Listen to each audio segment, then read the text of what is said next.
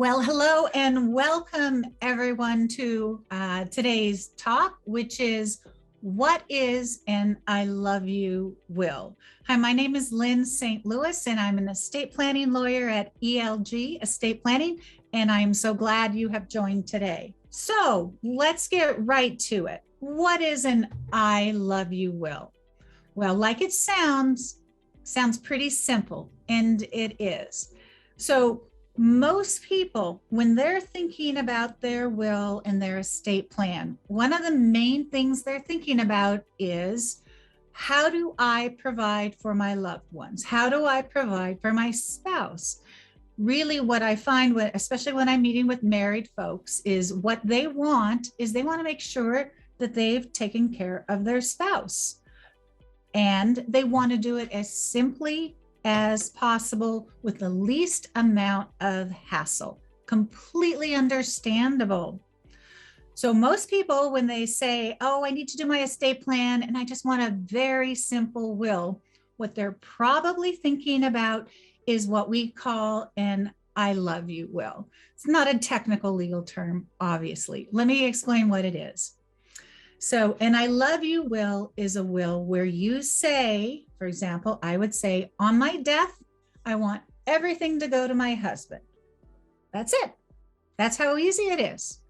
So an I love you will is thinking about that first level of, where do assets go when I die?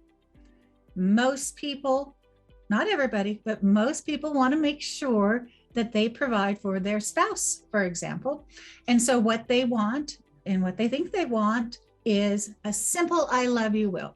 Because, you know, when it comes to estate planning, one of the reasons that I like to talk with you and go over these concepts is I'm trying to make things not so complicated. Because whenever you're dealing with anything complicated, it's overwhelming and you just avoid it.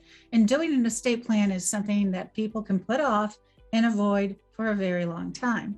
So, and I love you will is, I just want everything to go to my spouse. That's it. It sounds like a really good idea, right? Sometimes it is, sometimes it's not. We'll talk about more.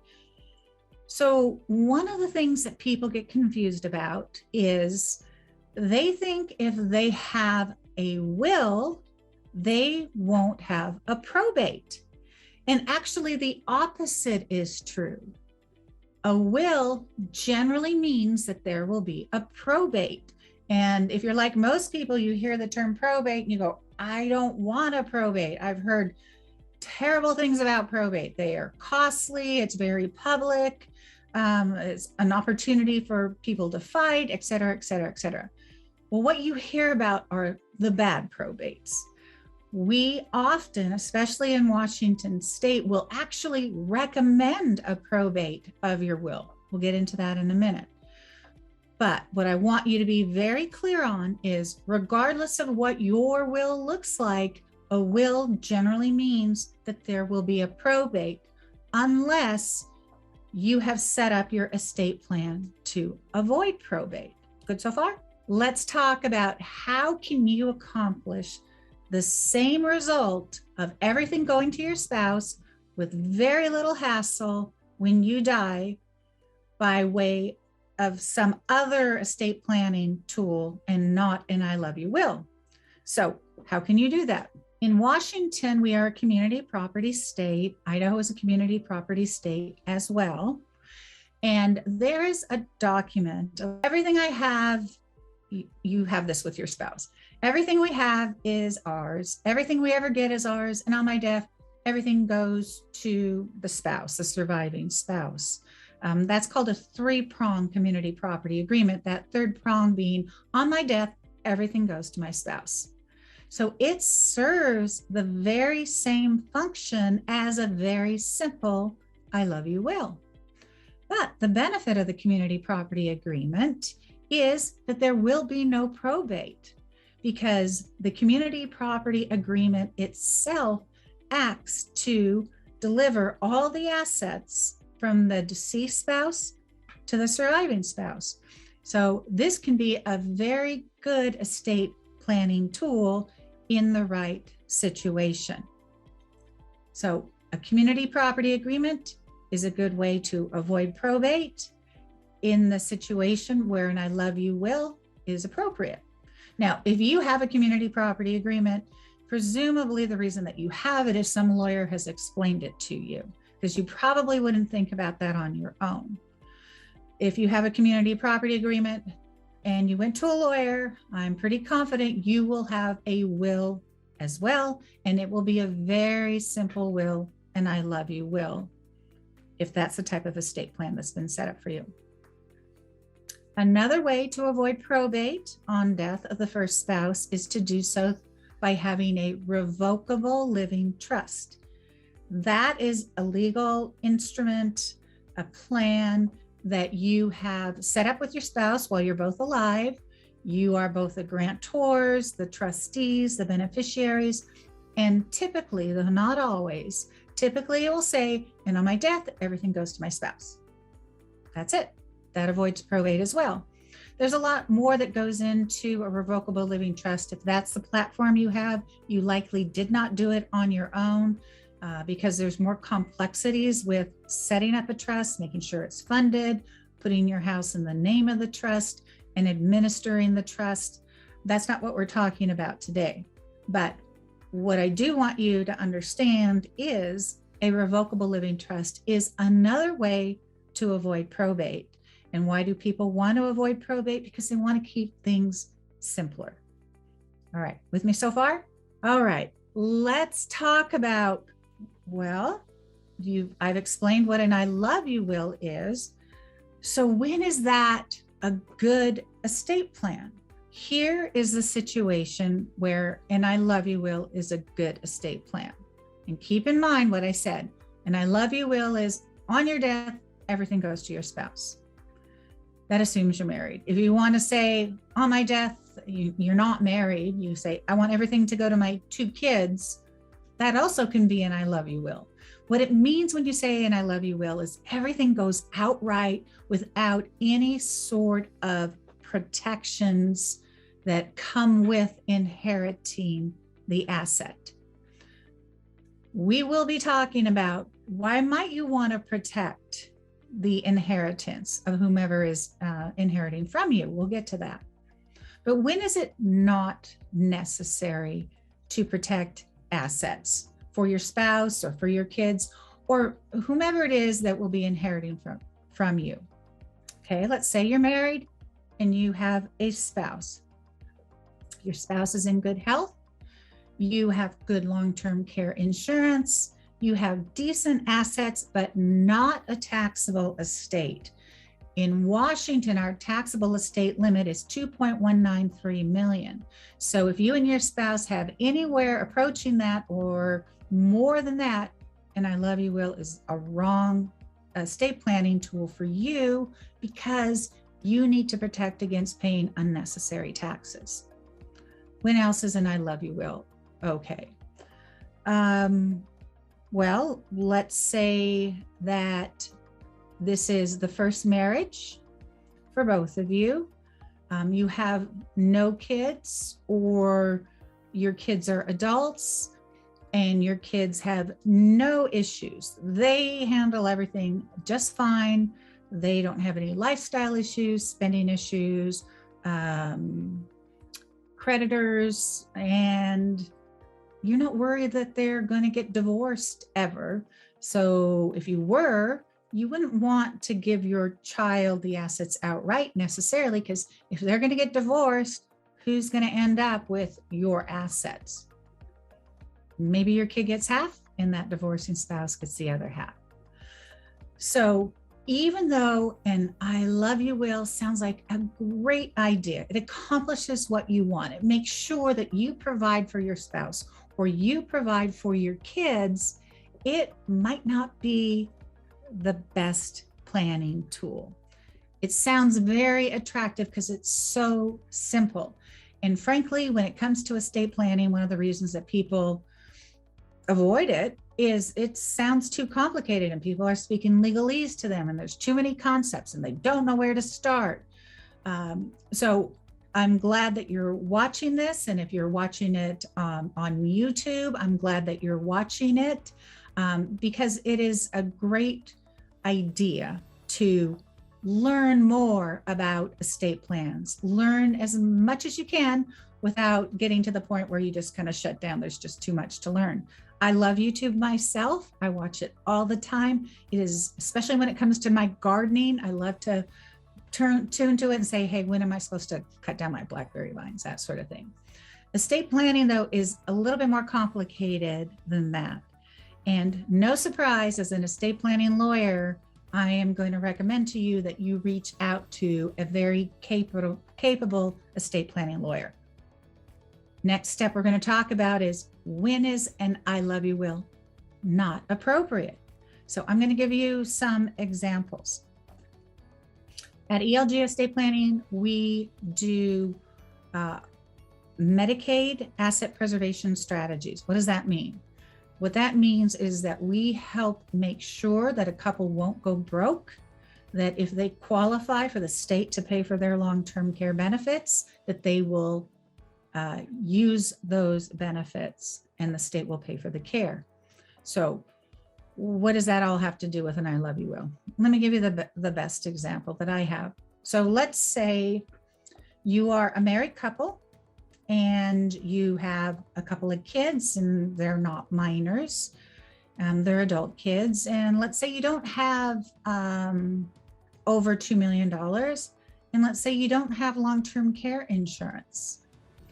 That is a very common scenario where when we meet with a couple, even if they don't have health problems now, they know that the number one threat to their financial security is long-term care costs. At $10,000 a month, it does not take long for money to run out. So a couple like I just described, and I love you will might not be the right kind of will.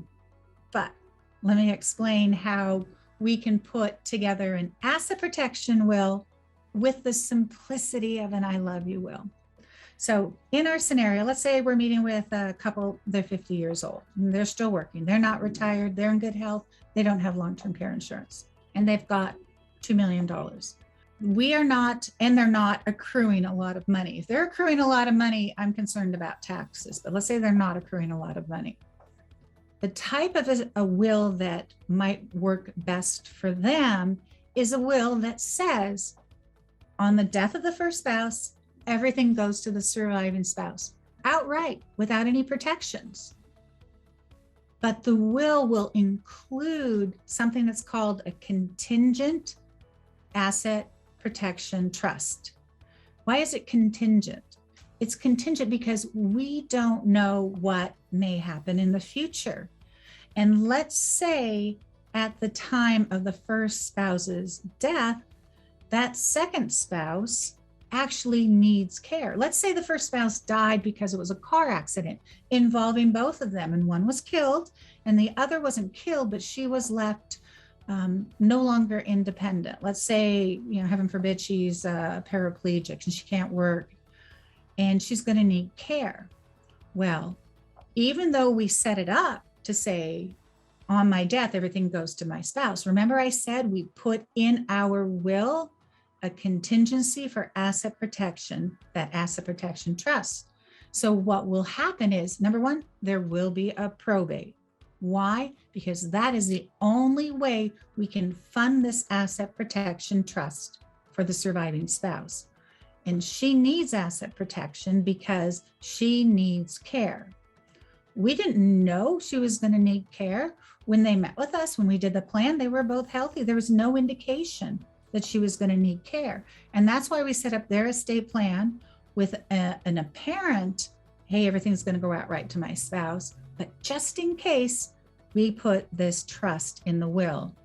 And because that just in case happened, then through the probate, the deceased spouse's one half of the estate, let's say it's $1 million, if it was a $2 million estate, is going to fund this trust for the surviving spouse. What does that mean? I said there was going to be a probate. There was going to be a probate. Let's say, worst case scenario, that probate costs $10,000 to do.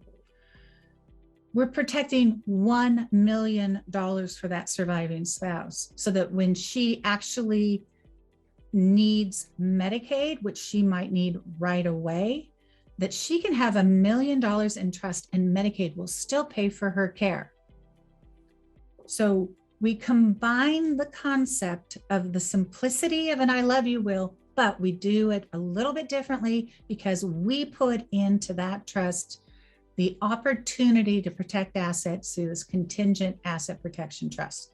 That's the value of having an estate planning lawyer who understands Medicaid and understands the way to protect assets. Because without that, if it was just an I love you will with no asset protection trust in it, under that scenario of the car accident, that surviving spouse would have to spend down all of her money before Medicaid would pay for her care. Whereas because we did the plan we did, she has $1 million in trust, and yet Medicaid will pay for her care. Let's go back up a little bit and say, well, you know what? This couple, there wasn't a car accident, or if there was a car accident, the spouse that died, but the surviving spouse is left completely independent with no physical injuries. In that scenario, the same will, the same estate plan will go outright to the surviving spouse because the surviving spouse does not need asset protection. And it will happen without the need for a probate. No probate. I thought you said there was a will, there was going to be a probate. In this estate plan, what we did was we set up what's called a two-prong community property agreement, which says everything we have is ours, everything we ever get is ours, but it doesn't have that third prong. So what it says is on the death of the first spouse, everything will go under the will of the first spouse. Under the will of the first spouse, what does it say? It says everything goes to the surviving spouse outright. Okay, so how do we get it there? We do what's called the lack of probate affidavit. It is a simple affidavit form. There is no probate required, and the surviving spouse will inherit everything outright. So we combine the benefits of an outright, I love you, simple, no probate scenario, but we plan and protect for the need and asset protection scenario. And that is all done through the wills that we prepare. Now, when you take a look at our wills, you're going to say, that's not the 2-page will like I used to have, or 3-page will. This will is 15 pages or so. It is. Why? Because it might be needed.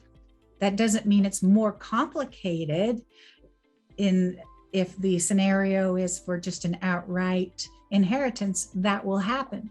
But all those other pages and all of those other contingencies and everything else is built into the will just in case.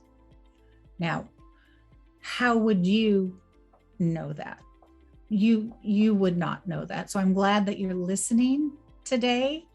And if you have questions, please reach out to your estate planning lawyer, your elder law attorney, ask them about this contingent asset protection trust and how might that benefit you, because it can make all the difference in making sure that the surviving spouse you leave doesn't go broke because of long-term care costs.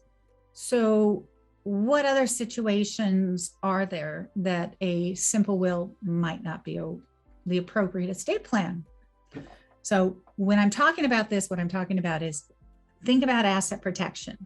A simple will is not appropriate if you want asset protection. Okay, what cases might that be? Are you in a blended family? Which means this is probably a second marriage and there's kids from prior relations. If you are in a blended family, an outright inheritance by the surviving spouse might be a bad idea. Why is that? Okay, let's say you have 2 kids, your spouse has 2 kids from prior relationships. Let's say you die first and everything goes outright to your surviving spouse and everybody gets along fine. What happens down the road? It may be that your surviving spouse remarries somebody else. And you can bet when they remarry somebody else, they likely are going to get a new estate plan.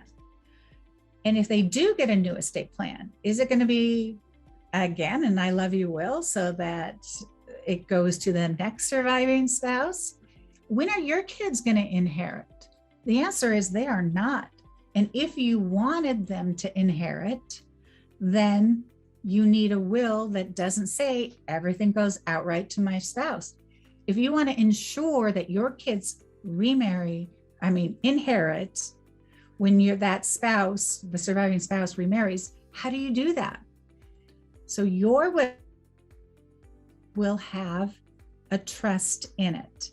And that trust can be any of these types of trusts: the asset protection trust, a bypass credit shelter trust for taxes, whatever your situation is. Your spouse will not inherit outright from you. Instead, your assets will pay to a trust that will benefit your spouse, but your spouse can't redirect those assets anywhere else. Your spouse, the surviving spouse, can't say they go to a new family or they go elsewhere. Instead, they'll benefit your spouse for the rest of that spouse's lifetime. And when the surviving spouse dies, then they go down to your kids, just like you said you wanted it to. Your will directs where the assets from that trust go.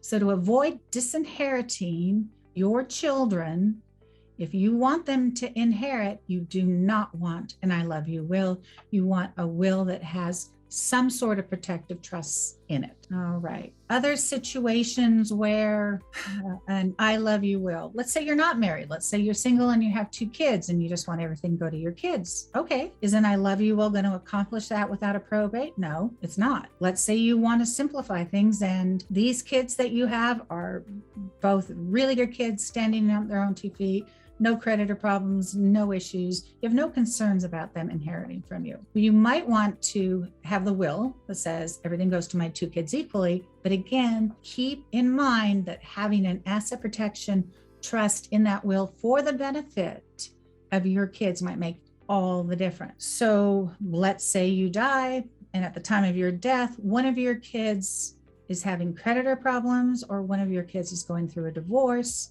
Rather than them inheriting outright, that adult child will inherit in some sort of asset protection trust, some sort of descendants trust, something to ensure that that money will be there for them and will not go to a divorcing spouse or to creditors or elsewhere. So the I love you will is a simple will that doesn't plan for any contingencies. And doing estate planning, what we do is plan for contingencies. And these aren't crazy contingencies. Having, creditor problems, lifestyle issues, divorcing spouses. These are not uncommon scenarios. So I would like you to at least give some thought to, should your will have asset protection, at least opportunities in it, for those who will inherit from you. Let me take a look at some of the questions here. One of the questions is, if a spouse dies without a will, doesn't the surviving spouse automatically get everything? Great question. You probably don't like to hear the answer, which is, it depends. So let's talk about that. What do I mean by that? Well, how long has the couple been married? If they live in Washington and they've been married for 50 years, likelihood is everything they have is community property. So you can have community property, which means your joint property. You can also have what's called separate property. We'll talk about that in a minute. If everything this couple has is community property, and if there is no will, the laws of intestacy, which are the laws of what happens when you don't have a will, say that everything goes to the surviving spouse. Will there need to be a probate? Probably not, because there'll be a lack of probate affidavit. Usually you can avoid probate in that scenario. What if instead that this couple has been married for 10 years and they have community property and one spouse has some separate property and one spouse has separate property? Maybe they got an inheritance from their side of the family. Now what's going to happen? Well, when you move it away from this simple scenario of just community property, you've got community and separate, the laws of intestacy are different. And I'm not going to get into exactly how they are different, but I can tell you it gets complicated because you have to determine what's separate property. Heirs at law have to be determined, and then figure out, well, where does it go? And it's going to go through a probate. And it's the type of probate where you don't have a clear plan, then there's going to be more opportunity for people to argue about, well, no, that wasn't separate property, that was community. They commingled it, they made it community, on and on. Whenever you're talking about a fight in court, think legal fees, because litigation fees in a probate are where the expenses really can get run up. What are the pros and cons of a trust? So let me get back to what is an I love you will, and why is that a simple outright will attractive to people? It's because of its simplicity, because it's understandable. It says everything goes to my spouse, done. I don't have to think about it anymore. So that's the pros of an I love you simple will. I've told you about a lot of cons, that there's no asset protection and all those problems, right? But take that back to the question here about pros and cons of a trust. What's the pros of a trust? The pros of a trust are you sign it and you believe you're done, and it avoids probate. Done. You don't even really need to understand it. It seems simple and it's off your plate and you don't have to worry about it anymore. Well, that leads me to the cons of a trust. With a trust, it's even harder to understand than a will, even a will with asset protection contingencies, because it's like a legal fiction. What is a trust? I mean, if it's a trust, it's an entity that you have created by signing a document, by saying you're the grantor or the trustor, and you're in charge of it, so you're the trustee, and it benefits you, so you're the beneficiary. And usually trusts are much longer than wills. There's tons of language in it. So it's a little confusing for sure. And then you got to keep in mind that a trust needs care and nurturing. It's not a one and done proposition. Maybe when you started this trust, you had a lawyer that helped you and they put your house into the name of the trust. You did a quit claim deed to the trust, but then you sold your house and then you bought a new house, and then you didn't think about it should be in the trust, or somehow got away from you, or maybe you did put the new house in the trust, but then you didn't realize that your bank accounts or your investment account should be in the name of the trust, and you opened up a new account and you didn't put it in there. And then maybe you didn't understand that not all assets are actually titled in the name of the trust, like your life insurance policy likely isn't in the name of your trust. And are you going to say on the beneficiary designation that says when you die where it goes, outright to my spouse?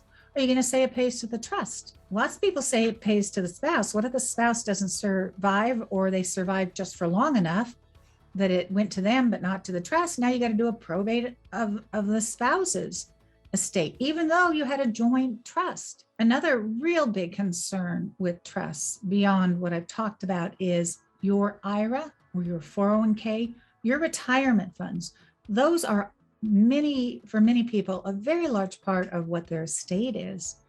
And that's not governed by your trust at all. So you need to make sure that you've got a beneficiary designation. And typically that beneficiary designation will be to a person and not to the trust. So when you have a revocable living trust, it becomes more complicated. Do not do a revocable living trust on your own.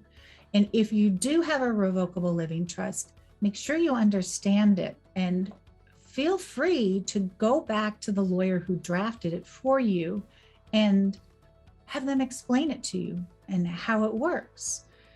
Lots of attorneys do revocable living trusts, and they'll have maintenance fees for you because it requires, an annual review oftentimes. And so they'll charge you every year to help you manage it. Well, those are a lot of the cons of a trust. One thing I'll say about one of these pros of a trust, supposed pros of the trust, is that it avoids probate. What we find oftentimes with revocable living trusts is because they don't require a lawyer to do the probate, what happens is when somebody dies, the trust might have said, okay, now it separates into an irrevocable trust for this portion of what was in the trust and a survivor's trust for this part.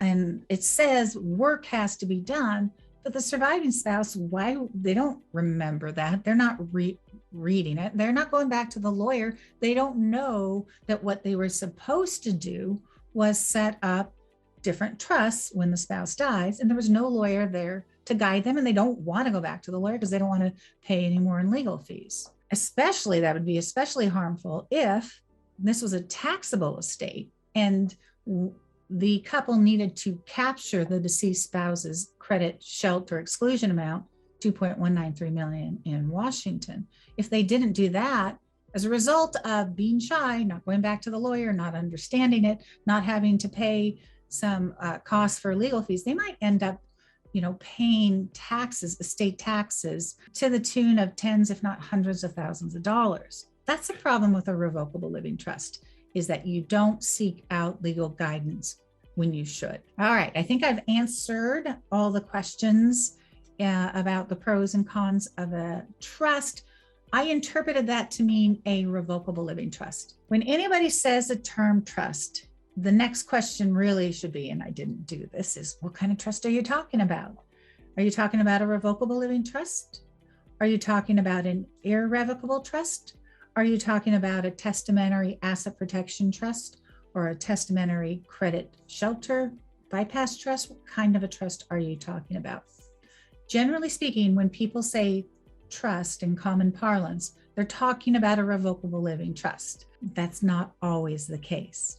I am a very big fan of testamentary trusts that are in your will, because since they're in your will, you likely will go see the lawyer when a death has occurred, and the lawyer will help you figure out, do we fund this trust or do we not? And if we fund the trust as it's anticipated, as the plan was set up, then there's far more likelihood for success in making sure that the assets go where they're supposed to go with the least amount of hassle, because it's a good plan. There's protection so that creditors won't get to the assets, divorcing spouses, Medicaid won't count the assets, estate taxes won't be paid. So many benefits of testamentary trusts. What you need to overcome is the idea that probate is bad. Probate is only bad if it's a bad plan or if there was no reason for a probate. Then I agree, probate is bad. But if you get all of these benefits from probating a will, a good will with a good plan, well worth it. So how do you know what kind of a will or trust do you need? I gotta say that watching webinars and videos is a good start, but it's only a start. And you can read up on it and you can, do your research. And I encourage you to do so. I mean, on our website, elgwa.com, we have lots of resources. But frankly, it's not going to answer the question of, well, what's right for you? The only way you are going to know what is right for you is speaking to an attorney who is qualified in not just estate planning, but also in elder law. I keep coming back to elder law, not because people are old. This is one of the problems with the term elder law, right? Nobody believes they're old, and elder law is only for old people. No, that's not the case. Elder law, what it means is it's a niche of estate planning with the attorney having knowledge and skills in how to protect assets so that government benefits will continue to flow. So long-term care, what pays for long-term care? Medicare? No, Medicaid does. Medicaid is a needs-based program. So if you want to make sure you protected money for your spouse, so your spouse has money, even if they need long-term care, you're going to want to see an elder law attorney, not just an estate planning lawyer. And the elder law attorney you should work with is somebody that says, yes, I do Medicaid applications. Because if you don't do Medicaid applications, how would you know what to include in those documents? Taxable estates. An estate planning lawyer will help you make sure that you are not paying unnecessary estate taxes. A lot of people think when it comes to, taxes, oh, I'm going to be taxed at death. My estate's going to be taxed at death. Well, the good news is you're going to be taxed at death if you have a lot of money. Most people are not taxed at death. As I said, every person who lives in Washington can pass $2.193 million. If you are married, you can pass a whole lot more than that to your spouse because of the marital exemption. So there's a lot of planning that can be done to ensure that estate taxes are not paid. There are a lot of benefits that come from inheriting assets on death. They get an adjustment in their basis, their cost basis. It's a tax concept. But what it makes sure is that if you inherit something, you go and sell it, you're not going to pay anything for capital gains tax, which is a very big benefit if that asset appreciated. All right, more questions. Baseline expense for legal consultation. It really varies from firm to firm. Sometimes people charge, a flat fee. It could be $375, $500, $750, or it could be as low as $100. One of the reasons law firms often will charge a consultation fee is because they want to make sure that the person is interested enough, to show up, to come into the office. Sometimes people charge their hourly rate. Hourly rates for lawyers, depending on where you live, can range from $250 to, upwards of $750 per hour, much more than the plumber gets paid.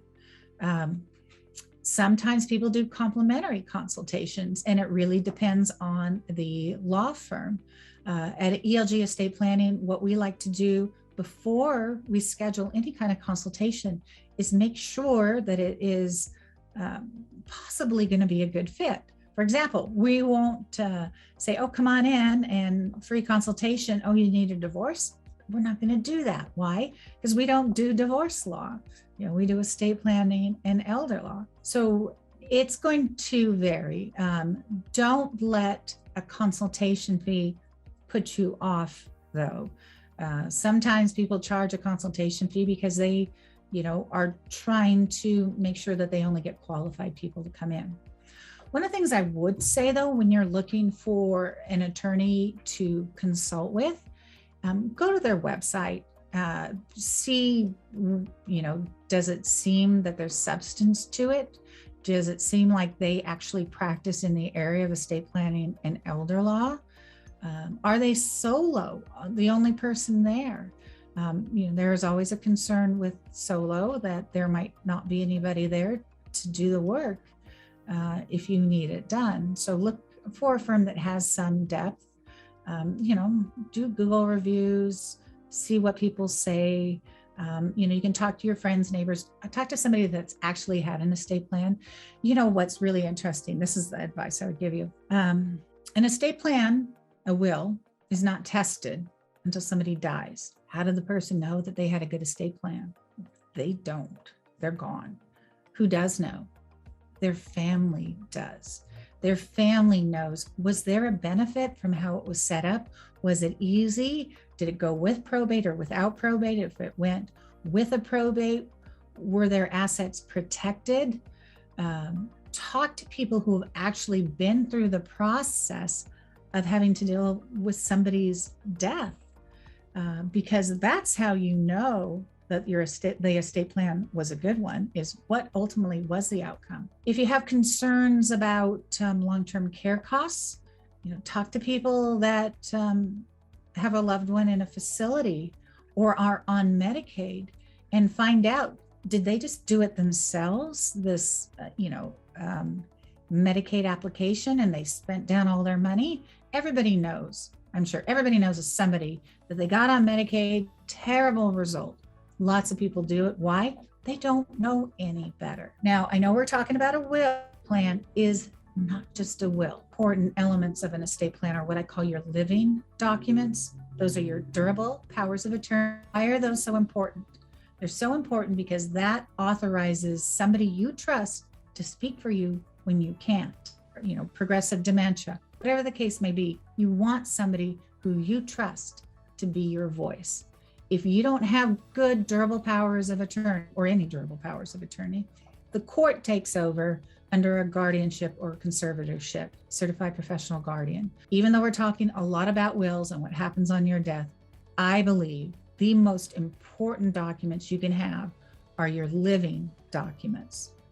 That protects you while you're alive. Your general durable power of attorney also will allow your agent, your attorney in fact, and a qualified Medicaid planning lawyer to do a Medicaid asset preservation strategy, paying for your care without preserving assets. So this another reason to have really good durable power of attorney for finances is it allows somebody like me, a Medicaid planning lawyer, to be able to do a Medicaid plan to preserve assets. And I want to say this, importantly, without jeopardizing your care.